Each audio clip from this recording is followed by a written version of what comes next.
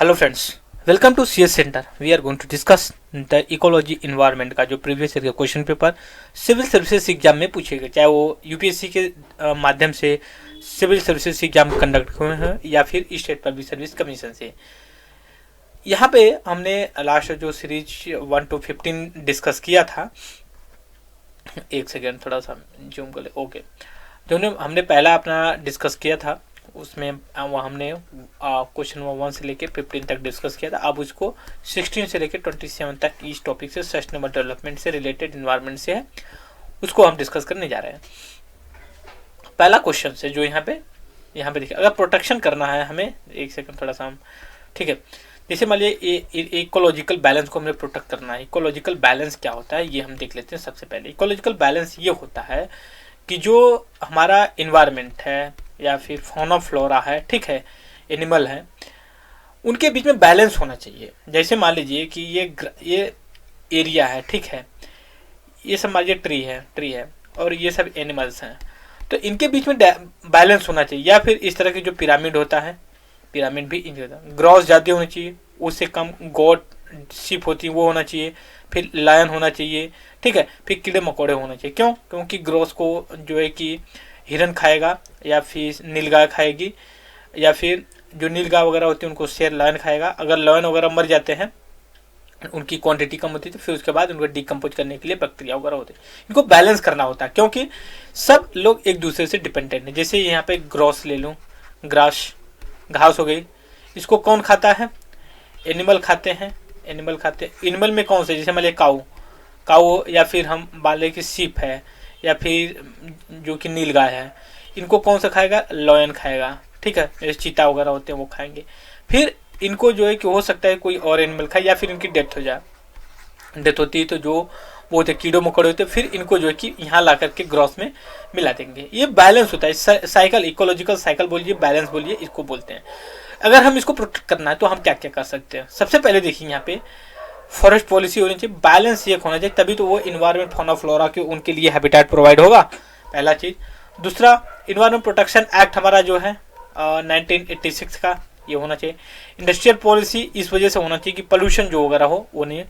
Education होना चाहिए, education policy ये होना चाहिए कि हमें इकोलॉजी इन्वायरमेंट के बारे में हमें पता होना चाहिए, कैसे काम करता है, क्या करता है, यहाँ पे सभी चीज़ें।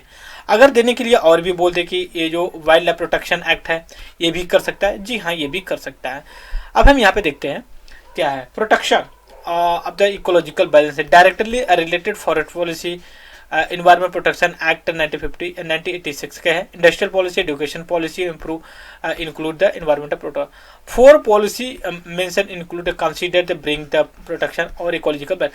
तो मतलब यह है कि यही 4 नहीं, आप जो भी सोच सकते हो कि हम इन्वायरमेंट को प्रोटेक्ट कर सकते हैं वो भी होना चाहिए। जैसे एजुकेशन के लिए तो सोशल अवेयरनेस होना, कोऑपरेटिव सोसाइटी फॉर्म किया जाए कि हम इन्वायरमेंट को प्रोटेक्ट करें, जो कि प्लांटेशन करें, ट्री प्लांटिंग करें, ये सारी चीज़ें। क्वेश्चन नंबर 70 देख लेते हैं क्या ग्लोबल, देखिए, concerning global environment facility which of the following statement. अब देखिए इसमें बड़ा ही कॉम्प्लिकेटेड दिया हुआ है क्योंकि ये आईएएस का क्वेश्चन है।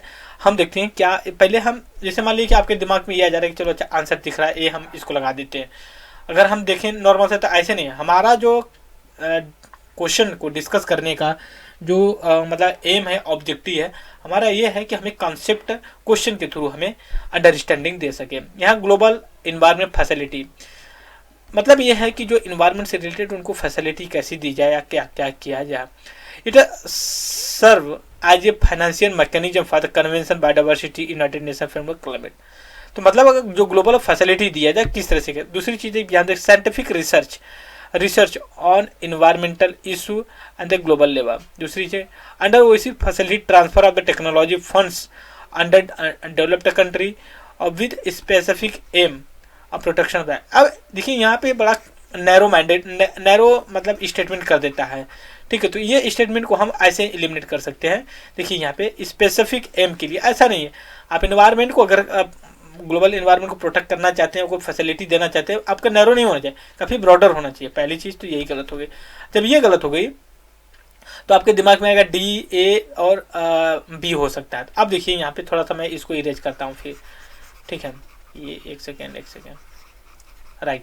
अब देखिए जो दूसरा statement, undertaking scientific research on environment issue global level, ठीक है ये भी होना चाहिए, बट ये है कि फाइनेंस तो हमें प्रोवाइड करना चाहिए, रिसर्च करना चाहिए, रिसर्च करके क्या करोगे, ठीक है रिसर्च के लिए तो फाइनेंस होना, मतलब इससे पहले क्या आ रहा है, आपको फाइनेंशियल मैकेनिज्म होना चाहिए फॉर कन्वेंशन के लिए, मतलब ये है।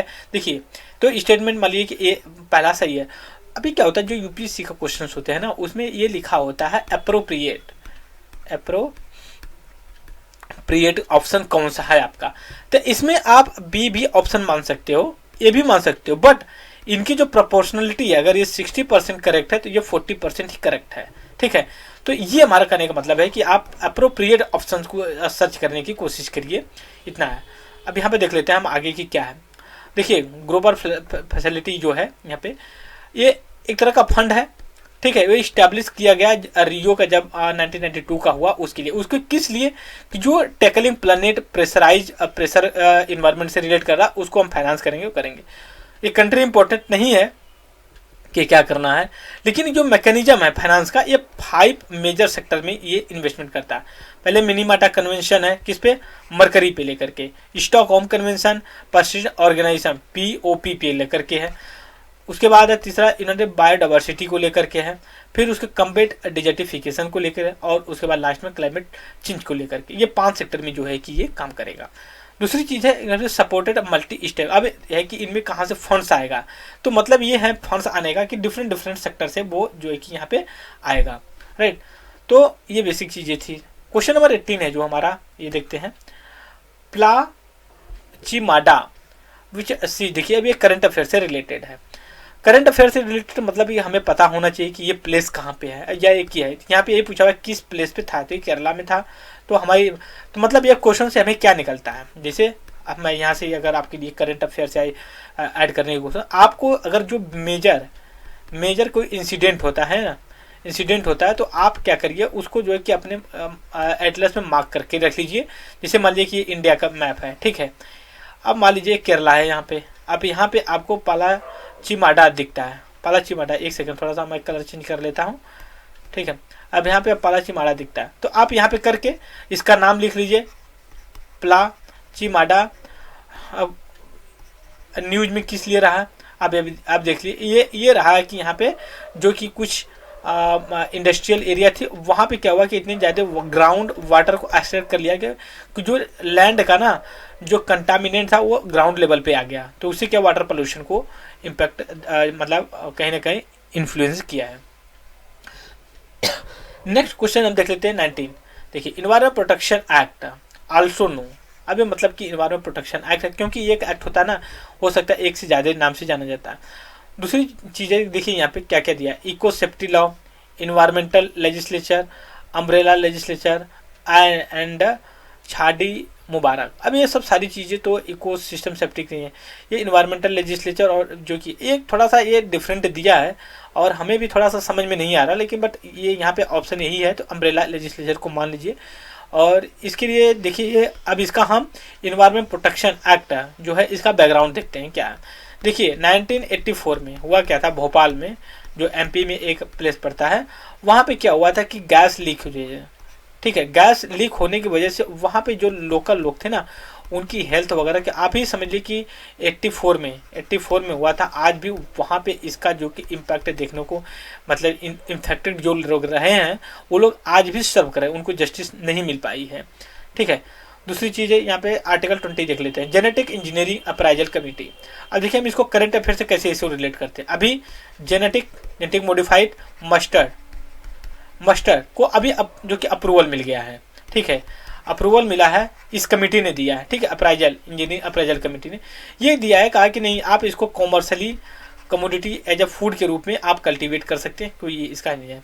जो मस्टर्ड है, GM मस्टर्ड, ये दिल्ली यूनिवर्सिटी का एक डिपार्टमेंट उसने किया है, जो कि इसको किया, तो ये कह रहा है कि ये किससे कमेटी अंडर कॉन्स्टिट्यूटेड, किसके अंतर्गत ये की गई, तो इन्वायरमेंट से रिलेटेड है, तो ऑफकोर्स ये इन्वायरमेंट से। तो आपके लिए कंफ्यूजन हो सकता है जेनेटिक इंजीनियरिंग कैसे इंपॉर्टेंट है, फूड स्टैंडर्ड अथॉरिटी को लेकर कर सकते, जियोग्राफी का इंडिकेटर तो हो ही नहीं सकता, वाइल्ड प्रोटेक्शन हो ही नहीं सकता, ठीक है, यही दो में आप फंसेंगे, ठीक है।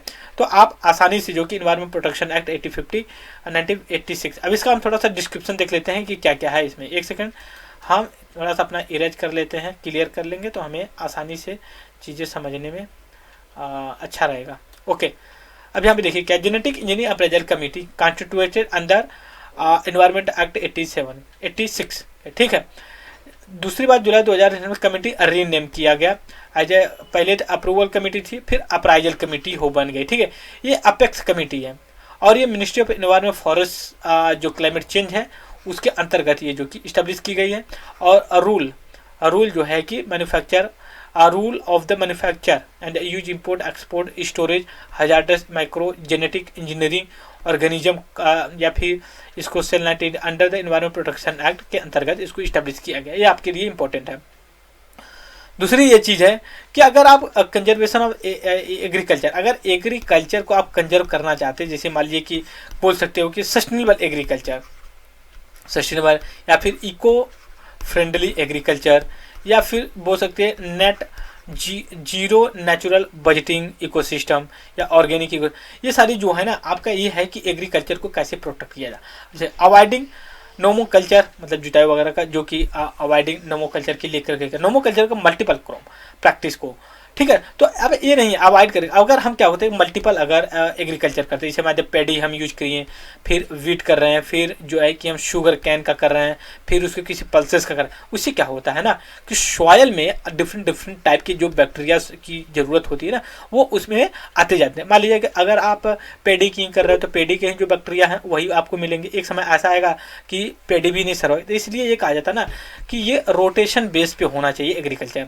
आप जिसे 12 महीने होते हैं, ठीक है, 12 महीने में आप कम से कम 3 तो कर ही सकते हो मेरे हिसाब से। अगर करना चाहो तो 4 से भी ज़्यादा कर सकते हो। जैसे राबी है, खरीफ है और जायद है। आप राबी में आप ये कर लीजिए, वीट कर लीजिए, मस्टर्ड कर लीजिए, फिर जो कि ये खरीफ होती है तो इसमें जो कि पैडी कर लीजिए, या फिर कोई पल्सेस वगैरह का होता है वो कर लीजिए। जायद में कोई वेजिटेबल का कर लीजिए, या फिर कोई पल्सेस होती है उसको कर लिए। दूसरी बात तो इस वजह से एक नहीं है, ठीक है। तो एक हम देख लेते हैं ऑप्शन में कौन कौन सा है। ऑप्शन ए में नहीं है, डी में नहीं, तो ये दोनों ऑप्शन है, तो इसमें जो कि दोनों गलत हो। अब हमारे क्या है कि हमें ऑप्शन 2, 3, 2, 4, 5 दोनों सही था। अब इसमें हमें चूज करना है कि इनमें से कौन सा सही है। मतलब अब 3 के बारे में हमें ज़्यादा सोचने की बात है। अवॉइडिंग कल्टीवेशन और प्लांटिंग। अब देखिए तो ये तो काफ़ी मतलब हाइपोथेटिकल लग रहा है ना। अब हाइपोथेटिकल क्यों लगा, आप देखिए जो प्लांटिंग क्रॉप्स होती हैं ये काफ़ी हमारे सॉइल को जो है हेल्दी करती है। प्लांटिंग मतलब शुगर कैन हो जाती है, टी हो जाती है, या फिर बोल सकते हैं कॉटन हो जाता है, फिर कपास होता है, वो उसको करते थे। उससे क्या मतलब कुल मिला के मेरा ये है कि ऐसे कल्टीवेशन करो आप जो कि रोटेशन के बेस पे हो, वैसा ना हो।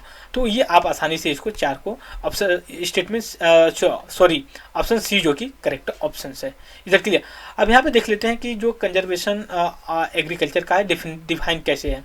ये statement given by the food and agriculture organisation FAO के द्वारा किया गया है, यूनाइटेड नेशन के। Concept for resource saving agriculture crop production that achieve the acceptable profit together with a high and a sustainable protection level while concurrently conserve the environment। ठीक है, minimum telling वगैरह जो भी यहाँ पे चीज़ें लिखी गई है, मतलब ये है कि हम कैसे मैक्सिमम प्रोडक्शन कर सकते हैं, कैसे हम कंजर्व कर सकते हैं अपनी सॉइल को, क्रॉप के कैसे हम सेव कर सकते हैं। ये सारी चीज़ें कंजर्वेशन एग्रीकल्चर का कॉन्सेप्ट है, ये FAO ने दिया है। क्वेश्चन नंबर 22 जो है, as a result of the annual survey. ठीक है, एक सर्वे होता है national geographical society and an international polling firm global scan give India top rank green index. अब देखिए हमें तो पहली बात तो ग्रीन इंडेक्स से मतलब क्या कि ये इन्वायरमेंट से रिलेटेड है, इन्वायरमेंट से रिलेटेड होना चाहिए। अब देखते हैं कि हमें इस स्टेटमेंट में कहाँ पे इन्वायरमेंट है। पहले यहाँ पे इन्वायरमेंट मिल रहा है, assess progress and scheme undertaking, ये तो कतई हो ही नहीं सकता। ठीक है, आप चीज़ों को समझिएगा। ठीक है, एक सेकेंड। अब यहाँ पे इन्वायरमेंट दिया है। दूसरी चीज़ पहला ऑप्शन ये, क्योंकि ये इंडस्ट्री पॉलिसी स्कीम से तो ये तो नहीं होगा। जो स्टेटमेंट डी, पहले हम बी ये देख लेते हैं। Major effort made by the different country adopting technology reducing carbon footprinting. ये हो सकता है, बट इन दोनों के बीच में अगर आप अंदर देखें ए और बी के अंतर में, तो ई बी ज़्यादा अप्रोप्रिएट है। हम लेकिन डी स्टेटमेंट भी देख लेते हैं। ये index showing the value of the carbon credit sold by different country. ठीक है, ये हो सकता है, बट नहीं, क्यों नहीं होगा? क्योंकि हमें एक ऐसा एक इंडेक्स मिला है कि हमें इन्वायरमेंट के क्षेत्र में किस तरह के हमने परफॉर्मेंस किया। तो ये measure of environment sustainable consumer behaviour in the different country. अब यहाँ पे देख लेते हैं 2008 में एक सर्वे किया गया था, पहली बार जो कि किया गया था, उसमें 14 कंट्री को इंक्लूड किया गया था और इंडिया का रैंक काफ़ी अच्छा रहा। जो question number 23, which of the following is the best strategy for environment friendly sustainable development. ठीक है, इको फ्रेंडली और सस्टेनेबल। अब हमें सस्टेनेबल डेवलपमेंट भी पता है। सस्टेनेबल डेवलपमेंट यहाँ पे देखिए दो वर्ड आते हैं, एक सस्टेनेबल डेवलपमेंट और एक आता है इको फ्रेंडली। दोनों एक दूसरे से जो कि को रिलेटेड है। ठीक है, अब देखिए एक्सपेंशन, देखिए expansion cultivable land, increase use of the super planted and urea. ऐसा तो हो ही नहीं सकता ना। बेस्ट आप यूरिया फर्टिलाइजर यूज करोगे तो आप कैसे कह सकते हो कि होगा? पहला स्टेज में तो वैसे ही बड़ा हाइपोथेटिकल लग रहा है, एनवायरमेंट के अलग लग रहा है। फिर जो सेकेंड ऑप्शन है, wider popularisation of the high yield crop variety, better and more frequent irrigation and increase frequency of the aerial spell of inorganic fertilizer pesticide। ये भी बड़ा हाइपोथेटिकल लग रहा है। देखिए हम हाई यील्ड वैरायटी तो यूज कर रहे हैं, ठीक है, बट होता क्या है ना कि जैसे मान लीजिए कि हमें जिस तरह का फीलिंग्स आ रही है कि इसमें कि आप इतना इन ऑर्गेनिक फर्टिलाइजर यूज करते हैं, लेकिन इन ऑर्गेनिक की बात कर रहे हो, ये भी नहीं सही लग रहा है। फिर मिक्स क्रॉपिंग, ऑर्गेनिक मैन्योर, फिर उसका nitrogen fixing plant and the paste resistant crop variety, ये इको फ्रेंडली लग रही है। ठीक है, हालांकि ऑप्शन यहाँ पे दिख रहा है तो सही भी है। दूसरा, हम क्योंकि हमें ट्रिक पता होना चाहिए, ट्रिक हम यहाँ पे सीख रहे हैं। हमें नहीं कि नंबर था तो क्वेश्चन को सॉल्व कर, ये नहीं, हमें एनालिसिस करना है क्वेश्चन का कि कैसे क्वेश्चंस बनते हैं, किस बेसिस पे हम इसको एलिमिनेट करते हैं। ठीक है, अगर हम ये चीज किए तो हमें ऐसे क्वेश्चन को सॉल्व करना चाहिए। अब यहाँ पे देखिए ना, इन्वायरमेंट फ्रेंडली दिया तो भाई हम क्यों दुनिया भर का दिमाग, हमें इन्वायरमेंट के डायरेक्शन में सोचना है, सीधी सी बात। अब देख लेते हैं डी, मान लीजिए ऑप्शन सी है मिक्स क्रॉपिंग वगैरह, जो कि मिक्स क्रॉपिंग हमने डिस्कस किया है कि एक से ज़्यादा क्रॉप होना चाहिए, क्रॉप रोटेशन होना चाहिए एक साल में, ऑर्गेनिक मैन्योर होना चाहिए, जैसे कूड़ा करकट होता है, फिर उसके बाद जो एनिमल्स होते हैं उनका वेस्ट होता है जो वो होना चाहिए, नाइट्रोजन फिक्सिंग प्लांट है, जैसे हमारा पल्सेस होते हैं ना, उनके अंदर देखोगे तो ये राइजोबियम नाम की एक बैक्टीरिया पाई जाती है, उनके अंदर ये कैपेसिटी होती है कि वो एटमोस्फेयर से नाइट्रोजन को ऑटोमेटिक ऑब्जर्व कर लेते हैं। ये क्वालिटी हर वैरायटी में नहीं पाई, हर क्रॉप में नहीं, राई जो बीएम करके होती है। ठीक है, हो सकता है स्पेलिंग में यहाँ गलत लिख रहा हूँ, आप याद कर लिए, राइजोबियम होता है जो कि पल्सेस, जो भी पल्सेस होती है, अरहर पल्सेस या फिर उड़द जो भी है, उनके अंदर आप देखेंगे, अगर आप गांव से बिलोंग करते हैं, आप जाइएगा अपने गांव में, एक जो कि पल्सेस जो होती हैं, चाहे उड़द की हो, मूंग की हो, अरहर की हो, उसके एक पेड़ को ये उखाड़िएगा, मतलब वहाँ से ज़मीन से निकालिएगा, उसके जैसे ही ज़मीन मतलब सॉयल और एटमॉस्फेयर के बीच में जो लेयर पड़ती है ना, देखेंगे एक राउंड अप का टाइप का होगा, उसी में राइजोबियम पाया जाता है और वो एटमॉस्फेयर से ऑब्जर्व करके सॉयल में कंजर्व करता है। तो ये नाइट्रोजन फिक्सिंग प्लांट की वही बात कर रहा, पल्सेस हैं।